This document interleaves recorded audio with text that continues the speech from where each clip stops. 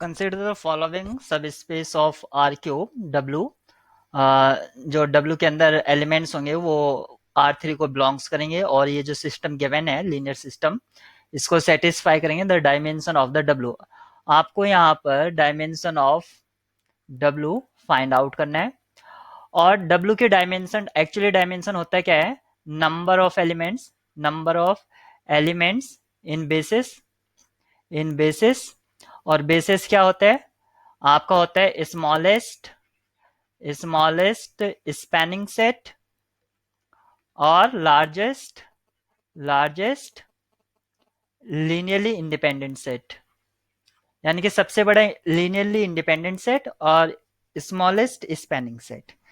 तो यहाँ पर अगर किसी तरह से अगर मैं बेसिस फाइंड आउट कर लूँ या number of linearly independent solution अगर मैं फाइंड आउट कर लेता हूँ इस सिस्टम के लिए, यानी कि ये एक्चुअली इसकी जो डायमेंशन होगी number of solution, linearly independent solution इसकी डायमेंशन होगी, तो वो हम यहाँ पर फाइंड आउट कर लेते हैं। तो इसकी जो डायमेंशन है लीनियरली इंडिपेंडेंट या इसका सॉल्यूशन सेट हम कैसे निकालेंगे, सबसे पहले हम इस सिस्टम के लिए मैट्रिक्स लिख लेंगे।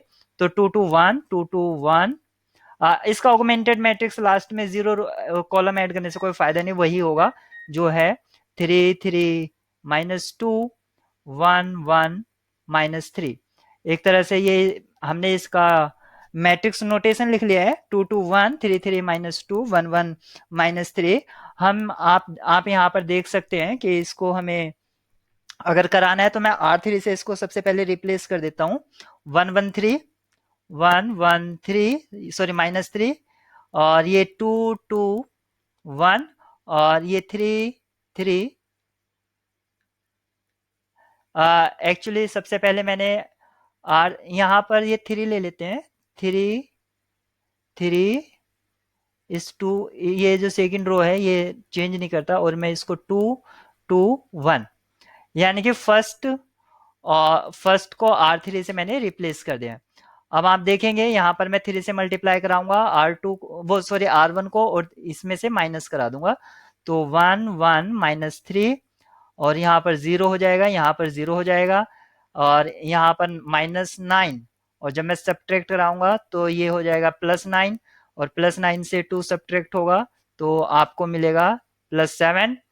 अब मैं R3 मतलब R1 को 2 से मल्टीप्लाई कराऊंगा और R3 से सब्ट्रैक्ट कराऊंगा तो यहाँ पर 0, यहाँ पर 0, यहाँ पर 2 से मल्टीप्लाई कराऊंगा 6 और फिर सब्ट्रैक्ट कराऊंगा तो +6 यानी कि 1 + 6 7। तो आप देख सकते हैं ये रो इसका सेकंड रो का सेम है, तो यानी कि ये आपका आ गया है R2, ये आपकी नॉन जीरो रो और ये भी आपकी नॉन जीरो रो। क्या मैंने इसका सिस्टम सही लिखा था? 2 to 1 और ये हो गया था और फिर 3 3 -2 1 1 -3 और फिर मैंने क्या किया था 1 1 -3 3 3 -2 2 to 1। तो ये हो गया, इसको 3 से मल्टीप्लाई कराया, 3 3 9 और यानी कि -9, फिर मैं सब्ट्रैक्ट कराऊंगा तो +9 हो जाएगा और यहाँ से 2 सब्ट्रैक्ट 7 आएगा, गुड। और यहाँ पर 3 3 2 से सॉरी 3 2 6 और यहाँ पर 7। ओके, तो यहाँ पर आप देख सकते हैं यानी कि यहाँ पर दो पाइवेट पोजीशन है, एक ये है एक ये है, दो पाइवेट पोजीशन है। तो दो पाइवेट पोजीशन यानी कि एक फ्री वेरिएबल होगा इसमें, इसको पाइवेट पोजीशन यानी कि बेसिक वेरिएबल्स होंगे दो, दो इसमें पाइवेट पोजीशन या बेसिक वेरिएबल्स होंगे।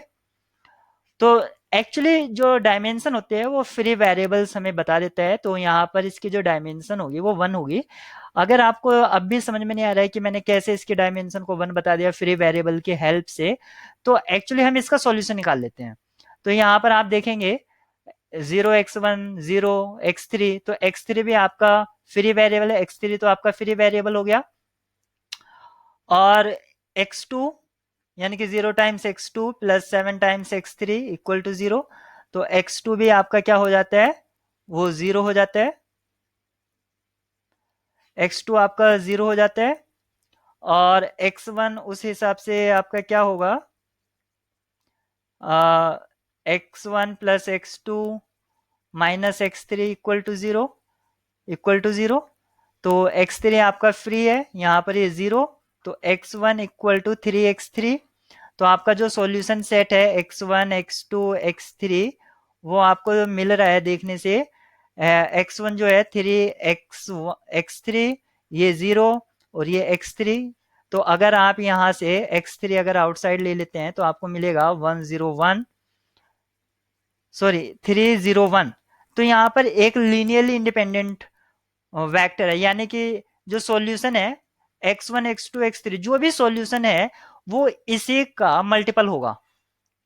यानी कि एक वेक्टर, ओनली वन वेक्टर सारे के सारे सॉल्यूशन को जनरेट कर सकता है। सिर्फ मल्टीप्लाई करा दीजिए, जो यहाँ पर x3 है जो आप लेंगे, यहाँ पर जो x3 चूज करेंगे उससे मल्टीप्लाई करा दीजिए तो वो इसका मल्टीपल हो जाएंगे। यानी कि इसका जो सॉल्यूशन सेट है, अगर मैं इसका सॉल्यूशन सेट लिखूं तो x1 या x1 x2 x3 such that, और ये हो जाएगा 301 और x3, ये इसका सॉल्यूशन सेट हो जाएगा यहाँ पर।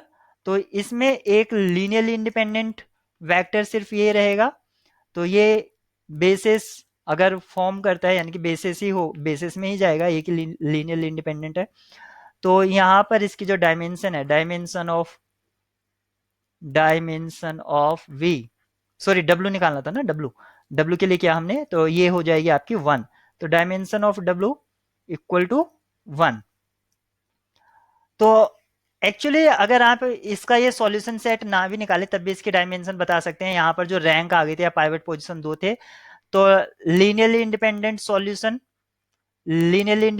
सॉल्यूशन कितना होता है, रैंक माइनस, सॉरी,